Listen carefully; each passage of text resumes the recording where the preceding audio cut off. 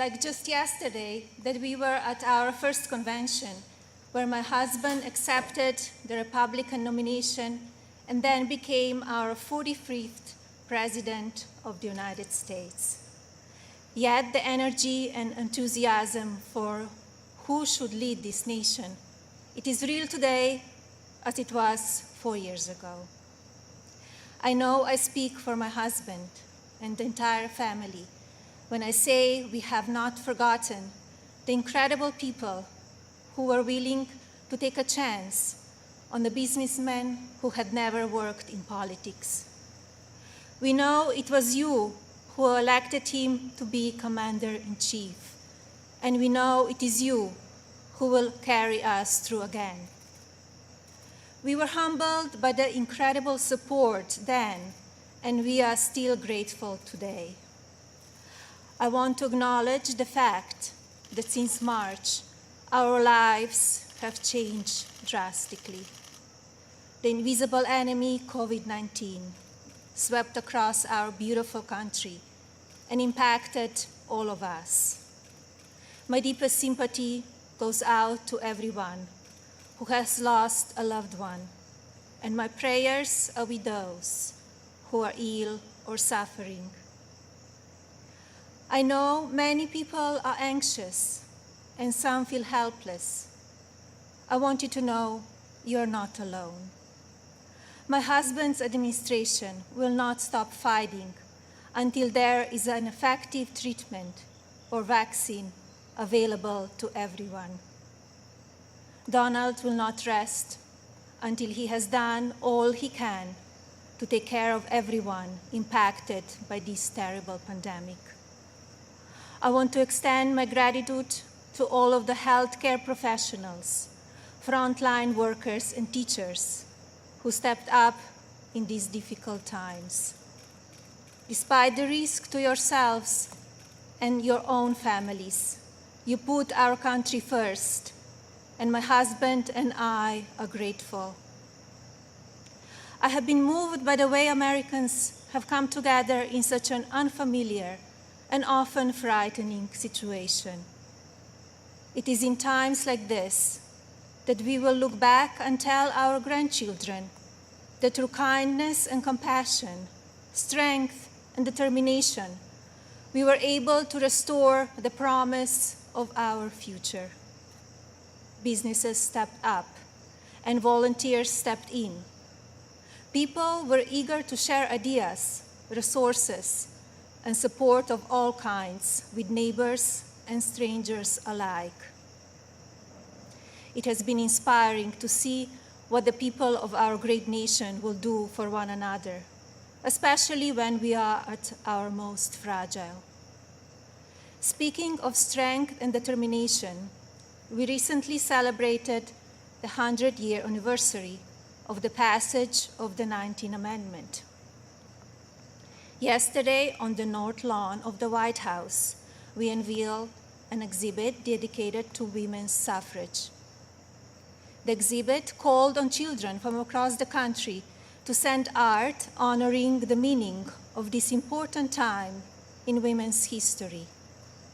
When I was judging the entries, I reflected on the impact of women's voices in our nation's story, and how proud I will be to cast my vote again for Donald this November.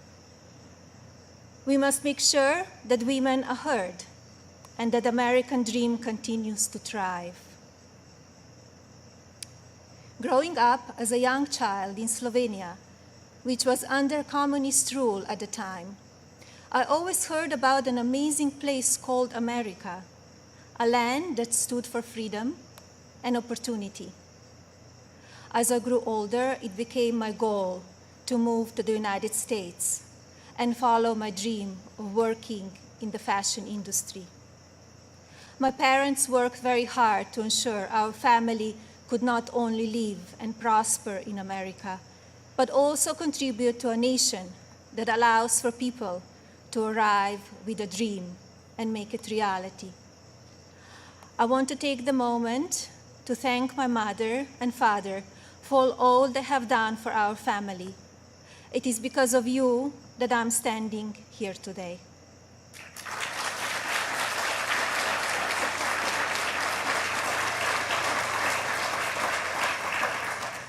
I arrived in the United States when I was 26 years old. Living and working in the land of opportunity was a dream come true, but I wanted more. I wanted to be a citizen. After 10 years of paperwork and patience, I studied for the test in 2006 and became an American citizen.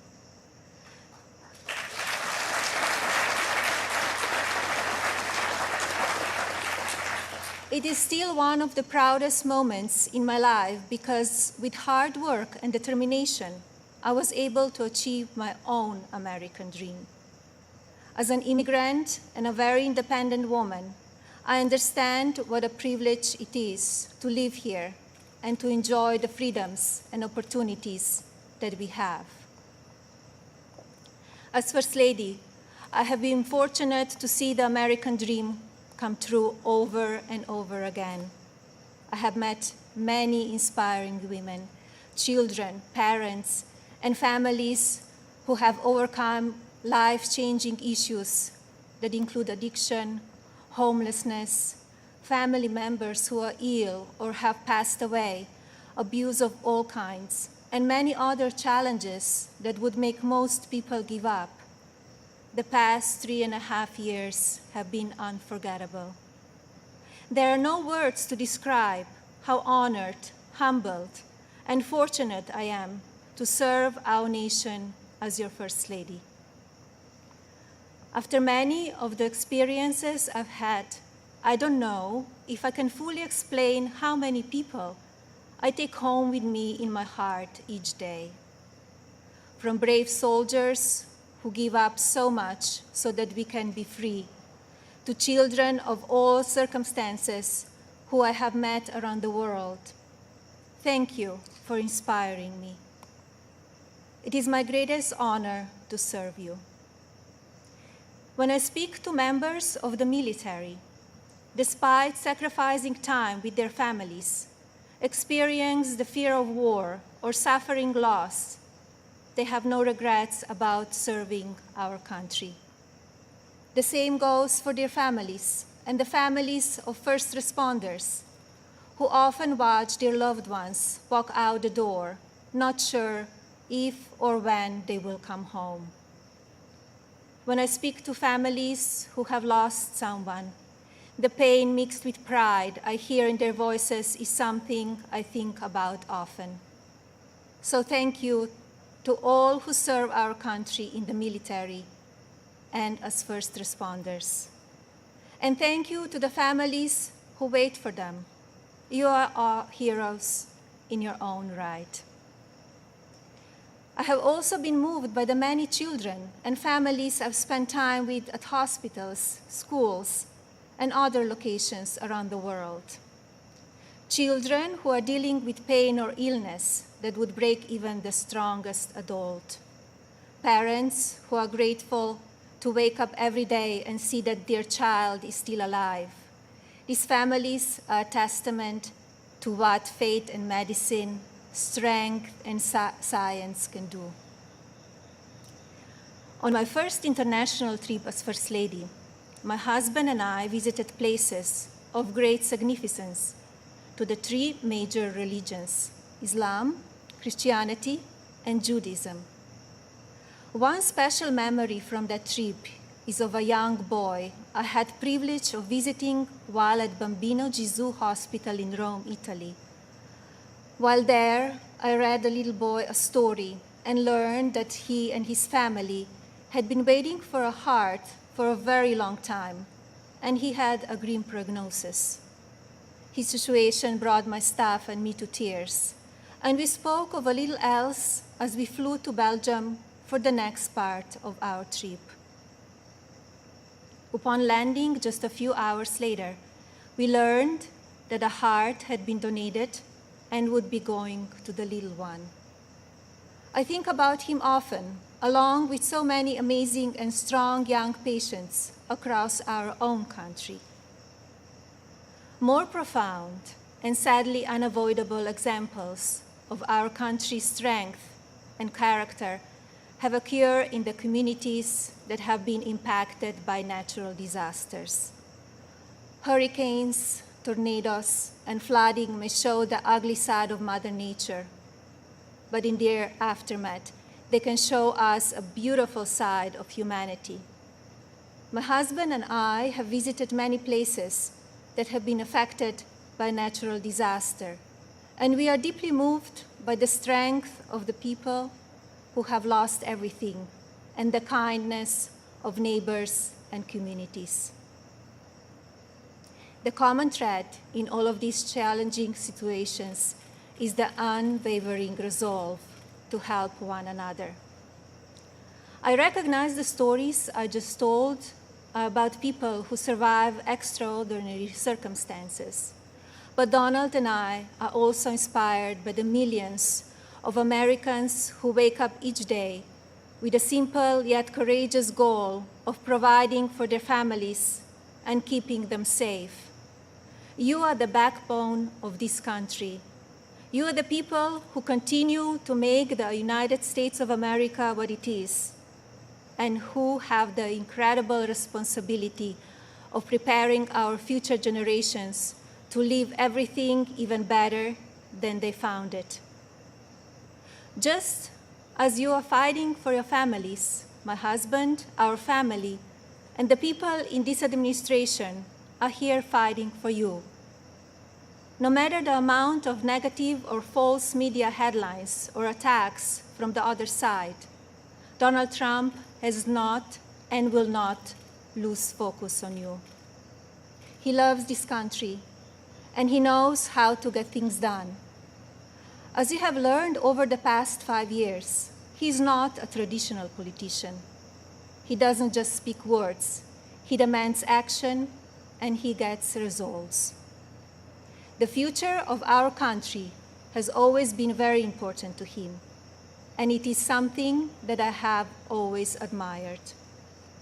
In fact, it is to help ensure a better future for our next generation that I launched Be Best, my initiative to help children achieve their fullest potential. Be Best has one simple goal: teaching youth about the importance of their well-being, both mentally and physically. This also includes understanding online safety and the dangers of opioid and drug abuse. Through Be Best, my office and I have been able to highlight people, programs, and organizations that are doing extraordinary things in our country and around the world. I continue to believe that by shining a light on these positive examples, others across the country and globe will become inspired to do their part for our next generation. Helping children is not a political goal. It is our moral imperative. When I think back to a defining moment of Be Best, my mind goes to a trip I took to Africa. On that vast and beautiful continent, I was able to visit the countries of Ghana, Malawi, Kenya, and Egypt. One of those visits, in particular, had a profound impact on me. Ghana, on the coast of West Africa, was the first stop on my trip, and I experienced firsthand its warm people and their traditions.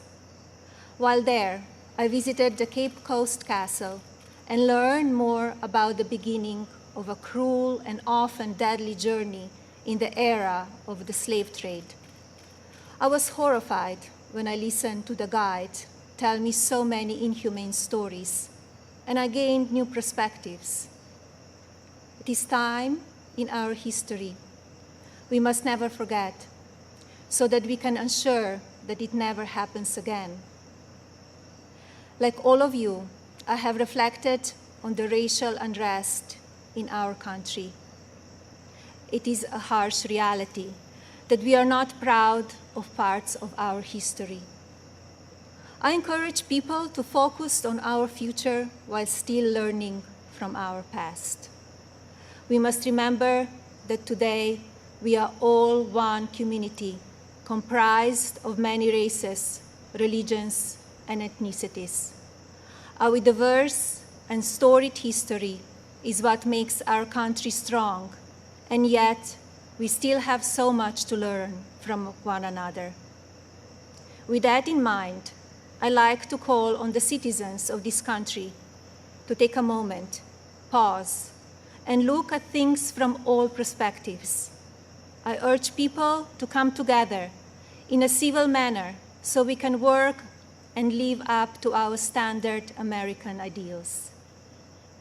I also ask people to stop the violence and looting being done in the name of justice, and never make assumptions based on the color of a person's skin.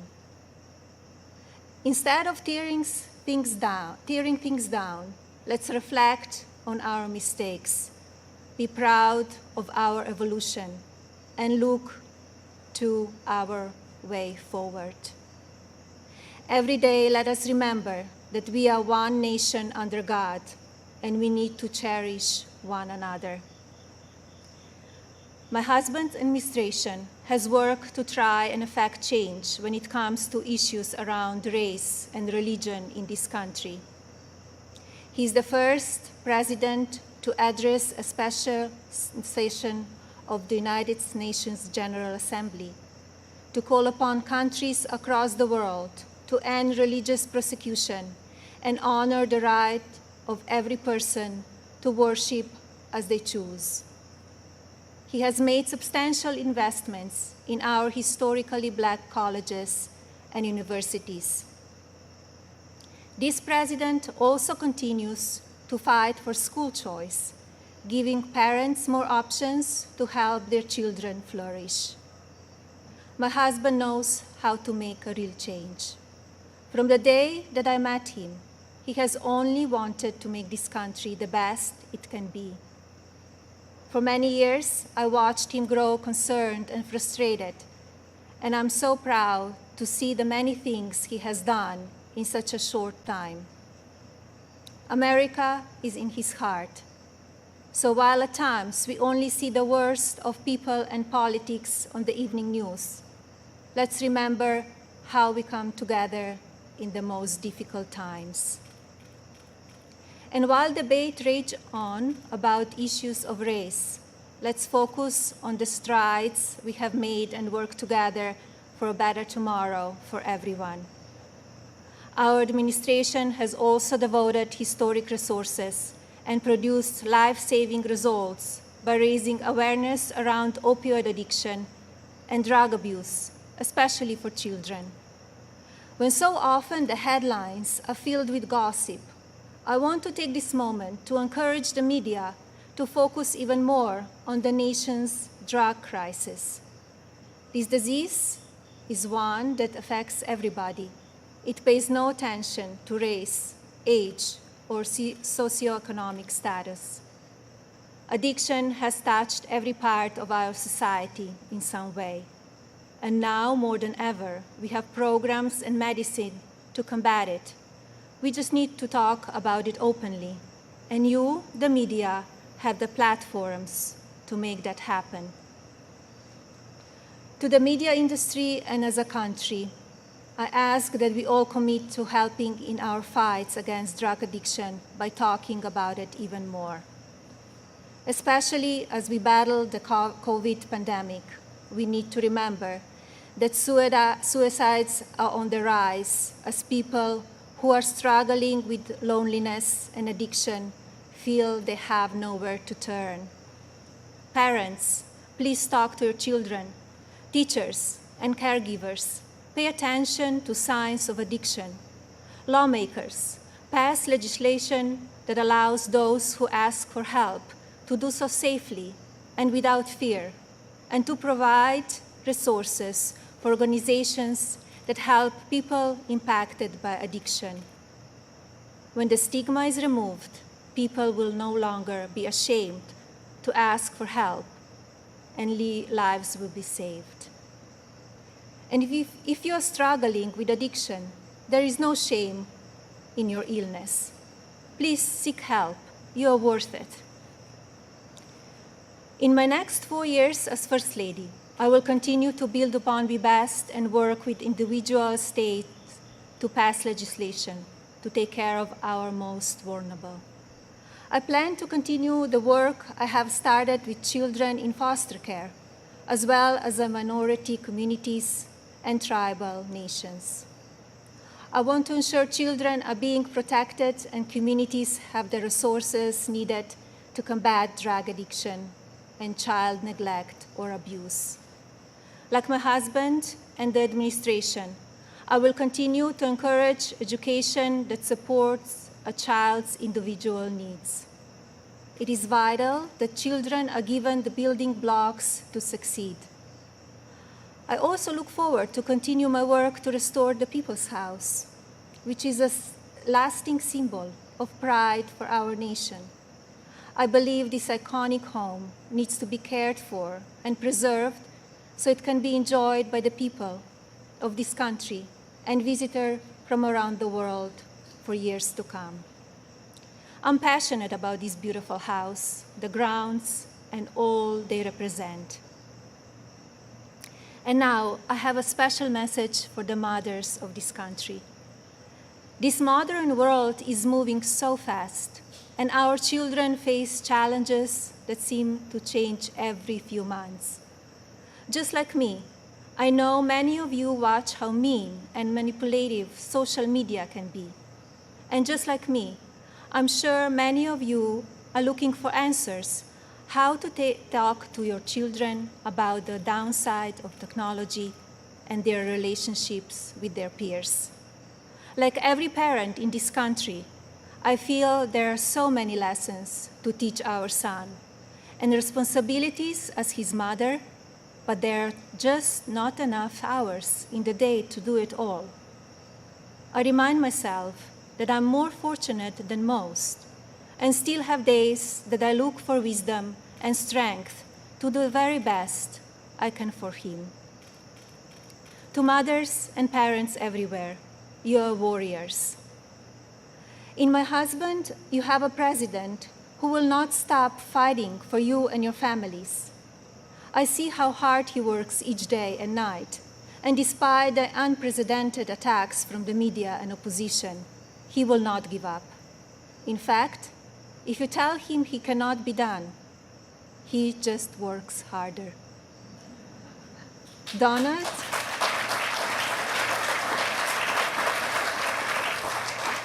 Donald is a husband who supports me in all that I do. He has built an administration with an unprecedented number of women in leadership roles and has fostered an environment where the American people are always the priority. He welcomes different points of view and encourages thinking outside of the box. I know I speak for my husband and the family when I say we are so grateful that you have trusted him to be your president, and we will be honored to serve this incredible country for 4 more years.